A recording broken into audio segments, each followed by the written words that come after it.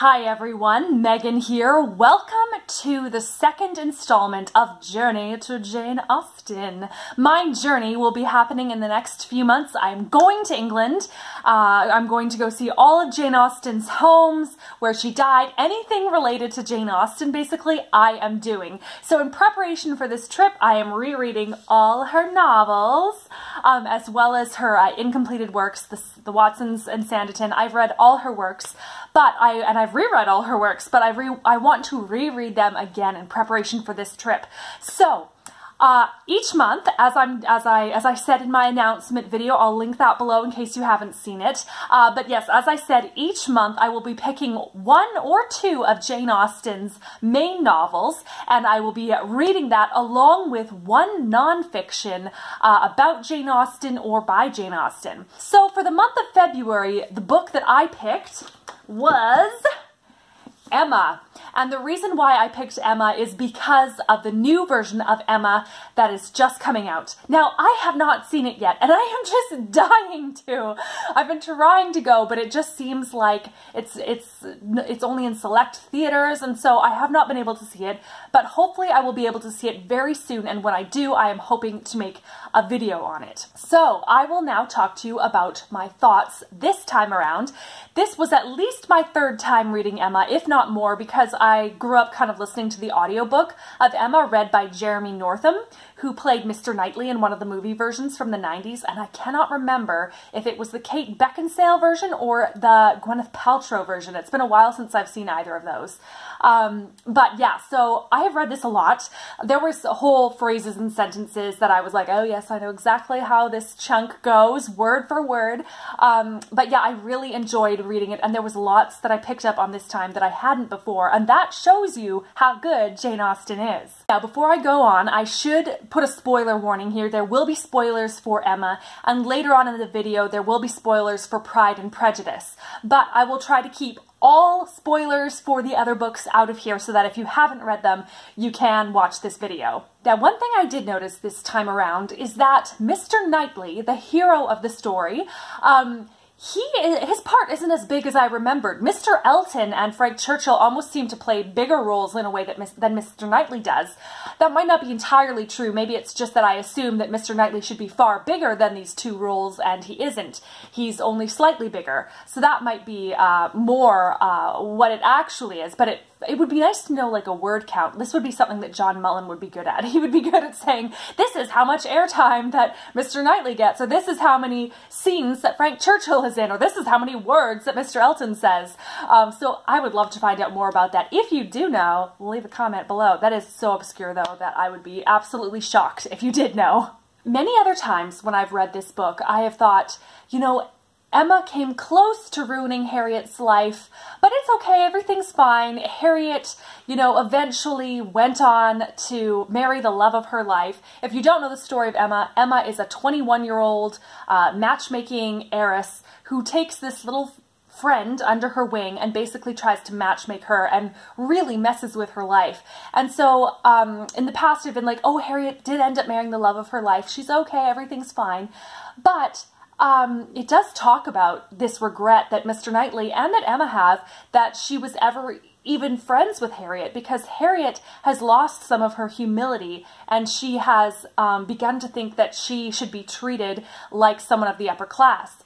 So that's more of an 1800s viewpoint on that, a Regency period viewpoint on that. But as a modern reader, we're going, well, why shouldn't Harriet think she's good enough for Mr. Knightley? Like, you know, so I can also come from that viewpoint too, but ultimately, Harriet will be a farmer's wife. She is a farmer's wife, and if she is discontent with that because of her time with Emma, I don't think she will be. I think she will be content, but there might be certain things that come up in her life where she's like, oh, I wasn't treated like this when I was friends with Emma. And so I just wonder how that's going to look for Harriet in the future years. And so in some ways I am like, oh, it would have been better for Harriet if she had never met Emma. But maybe that isn't true.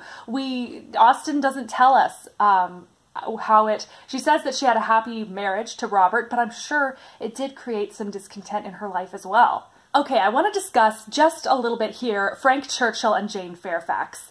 Now, These two people come to Highbury, that is the town where Emma lives, and they seem like they're not even connected at all, right? Like, Frank Churchill is coming on to Emma a lot, and he's teasing and kind of mocking Jane Fairfax in a way, and Jane Fairfax, Emma thinks, might be having like a liaison with her friend's husband, and so it is the farthest thing from Emma's mind that Jane Fairfax and Frank Churchill are secretly engaged, which they are. And so, so they do end up marrying. It comes out in the end. Jane Fairfax and Frank Churchill, they get married, and it is a wonderful thing for her financially. She is now taken care of financially. Her aunt and her grandmother are cared for. They were so poor for so long, and now they are cared for. They will not have to worry about any of that for the rest of their lives. But is it good for Jane as a person, for her heart, to be married to this man? The alternative would be for her to go out and be a governess and get paid hardly anything and be desperately trying to support her grandmother and aunt.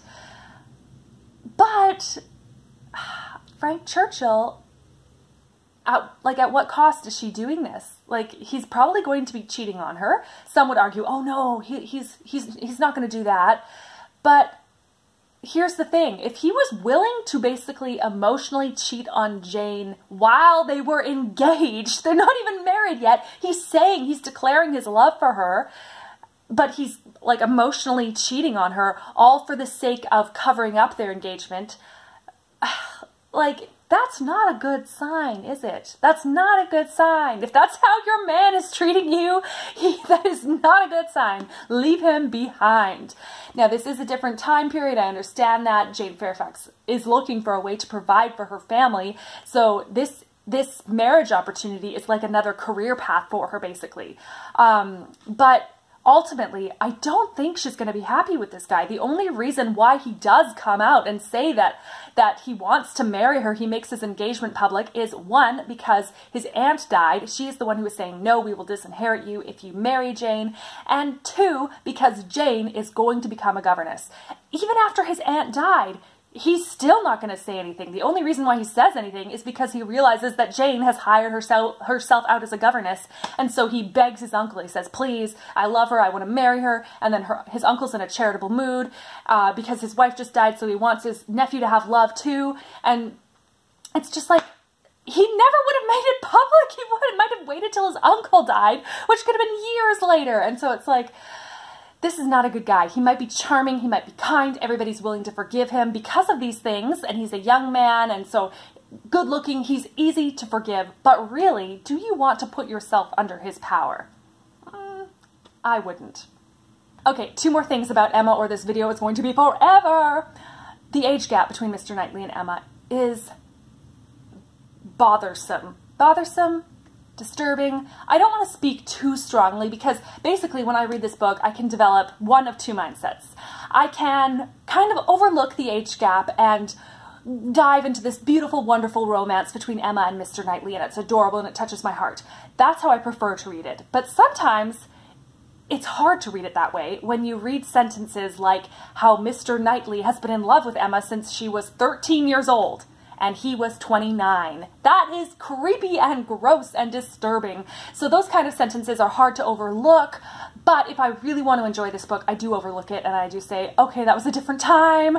Maybe it wasn't in a pedophilic way that he liked her, but it was just in a way that he admired her personality and her spirit, and that he grew to love her when she was a woman.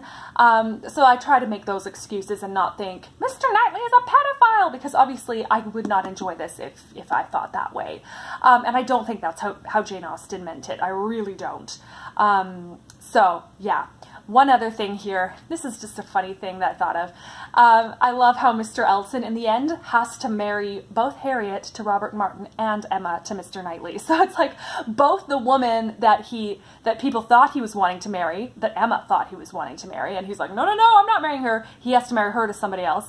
And then he has to marry the woman that he wanted to marry to someone else. So I was just like, this is the most awkward wedding ever. Like, you want your wedding to be super awesome and, you know, not have any weird, awkward people up on stage with you while you're declaring your love for the love of your life, and then have this other guy who you had a horrible, awkward, you know, DTR with, DTR meaning define the relationship. You know, you don't want that guy to be the one marrying you. So I just thought that was so funny. So yes, that was my Jane Austen novel of the month. Now I will show you the non-fiction that I read, and I actually read it on my Kobo. So it was, let's see if I can get you to see that. It was What Matters in Jane Austen by John Mullan. I'll just put this down because you can't really see what this is anyway. This was a brilliant book. Kind of the thesis of John Mullan's book is that, so if you know the Virginia Woolf quote about Jane Austen, she said, "Jane Austen is the hardest author or artist to catch in the act of greatness." Now that's a loose quote, but that phrase, she is the hardest to catch in the act of greatness, that is essentially what she is saying. And so John Mullan, his purpose in this book is to catch Jane Austen in the act of greatness. And so it points out things that you maybe had kind of noticed, but not really before. It points out things that you've never thought of, and it is so good. It is fascinating. So for example, he asks at the beginning, who is the only married woman to call her husband by his first name? And so I'm kind of thinking through it, and I'm like, well, I can hear Mary Musgrove calling her husband Charles. That's his first name. So it's like, okay, I'm guessing it's Mary Musgrove. And that was, so he mentioned that in the preface, had that question. I got to the chapter, and sure enough, I was right. It was Mary Musgrove from Persuasion who calls her husband Charles. And so then he went into this whole thing about how that wasn't exactly respectful. It didn't exactly show that they had a happy relationship, because usually wives didn't call their husbands by their first names. So that was super interesting. Now, another thing that I thought was interesting was that he talked about Fanny Price from Mansfield Park. Arguably, Fanny Price is the least liked heroine of any Jane Austen novel. And part of it is that she is not always in the action, she is a part observing it. And so, like John Mullan says, she sees things more accurately than people who are who are actively doing the things. She sees things more accurately than they do. But he also said the reason why so many people don't like Fanny, or that she is not as likable as the other heroines, is that she is never, ever wrong. She is always right. Not only is she always morally right, like Anne Elliot from Persuasion and Eleanor Dashwood from Sense and Sensibility, but she never makes a mistake or a misjudgment or a miscalculation. She is always right. She never has a fault, and that is why a lot of people don't love her as much as the other people. And it's funny because Jane Austen argued that nobody but herself would much like Emma, and because she's full of faults. And when Mr. Knightley does fall in love with her, he says she was faultless with all her faults. So he's acknowledging that she has faults, even in that lovey-dovey lens that he's looking through, that she is faultless. But because she has faults, she's more of a real person. So we can, you know, get on, you know, we can agree with Emma sometimes. We can love her because she's like a real person. She's not a perfect angel robot thing, which is sometimes what Fanny Price seems like. That all being said, I do actually admire Fanny Price, that she sticks to her convictions and she never gives up. And that is what I love about her. So I do love her, but she's an acquired taste, I think. Now, something else interesting is that it has often been said that Jane Austen never writes scenes when only males are present. And I had always heard that, and I believed that. But John Mullan says that is not true, and he lists off examples of when just males are in the scene. For example, Mr. Bingley, after he proposes to Jane, he goes with Mr. Bennet. They go out shooting and they get to know each other and they hang out.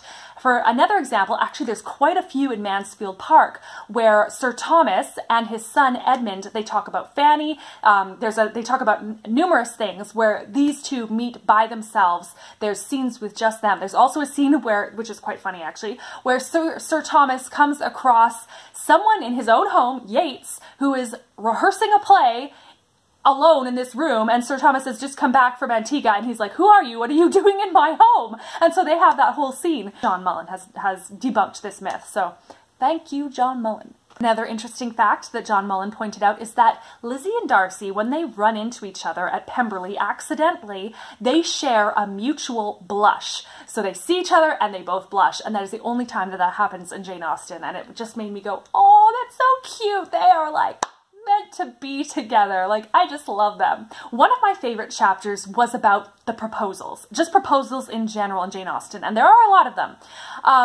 I love how he talks about, I don't think this is quite how he said it in the book, but in one of his talks, this is how he put it. If, when a man proposes to a woman, he proposes as if the answer could not possibly be no, the answer will be no.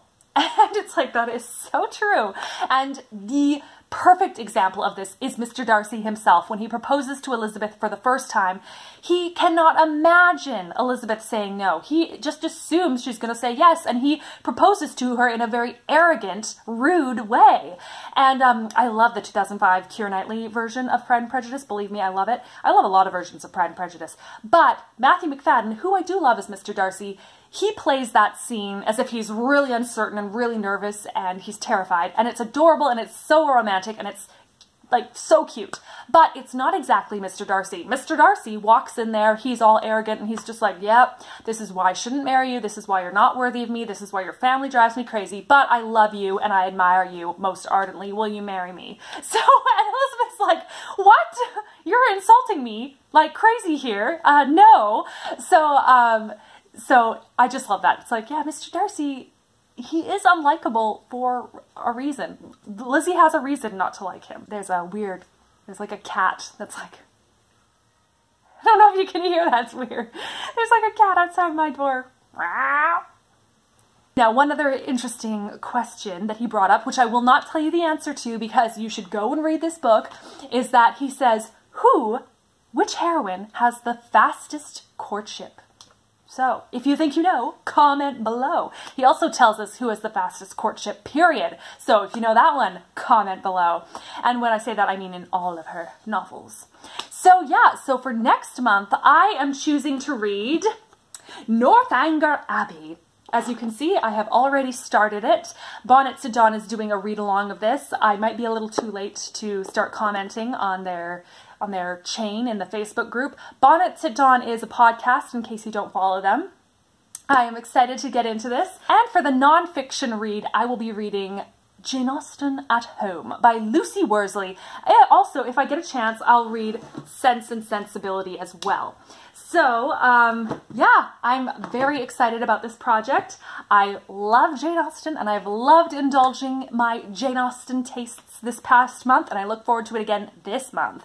So, if you haven't already, let me know what is your favorite Jane Austen and what is your least favorite Jane Austen novel. Let me know in the contacts, let me know in the comments below, and I would love to chat with you. So, may you all be filled with peace, hope, love, and joy. Take care, everyone. Bye.